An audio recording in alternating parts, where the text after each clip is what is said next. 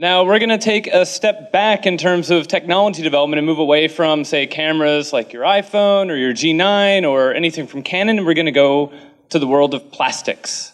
And please welcome accomplished photography author, Michelle Bates.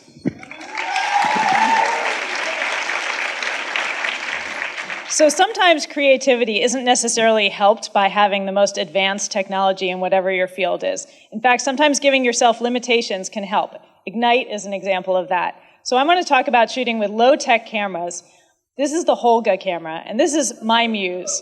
This is a plastic camera that has a plastic body and lens, a spring for a shutter, weighs almost nothing, costs next to nothing. And here's a comparison of it with some of my other cameras. So this is my Nikon D300, which costs almost $2,000 and weighs close to 3 pounds. My Canon point and shoot, which is about ½ pound and several $100s.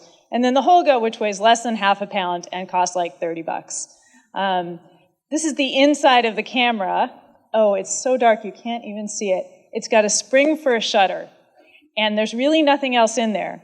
There is a reel for holding the film and a couple of pieces of foam, and that's about it. It's as simple as you can get.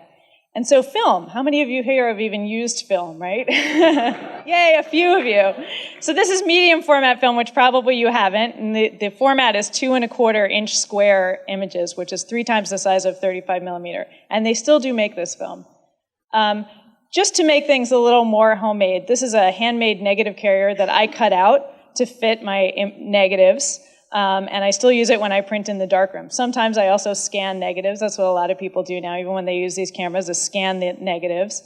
But this is the image that I created that carrier for, so that it would include the entirety of the negative, which is a little bit larger than the normal format for this, for that size. And this image is one that you also can't see because it's kind of dark. But if your normal camera did this, you would probably return the lens to the manufacturer and say, this is broken, because it shouldn't have this kind of a flare.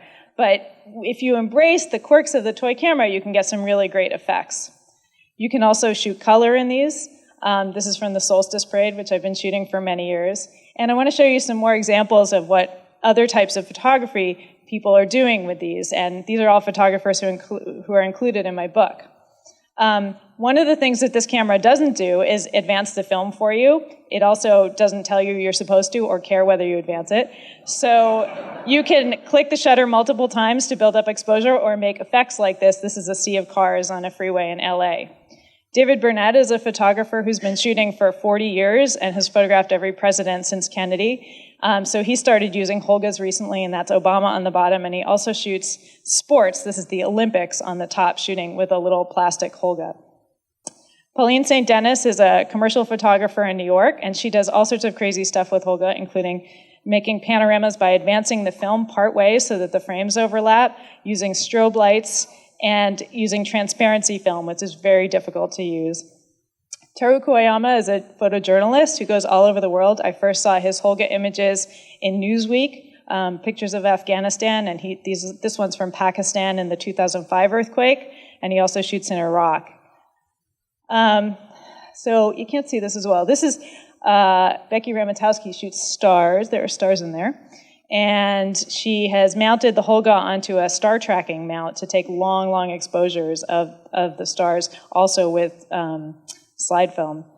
Ted Orland, the bottom picture, he puts the Holga in a Ziploc baggie to take it underwater. Talk about a cheap underwater housing. And the top one is multiple exposures that he scans and montages in Photoshop and makes beautiful digital prints of.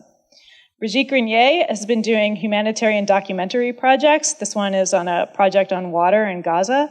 And Holgas have become increasingly popular in the last few years for use in weddings. And this is another one of the overlapping frames. The Holga doesn't really focus, and it certainly doesn't focus close.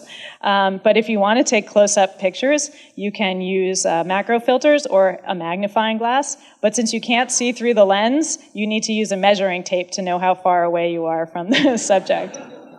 Michael Kenna is a rock star of the fine art world, and he has started using Holgas recently, but not really telling anyone that they're Holgas.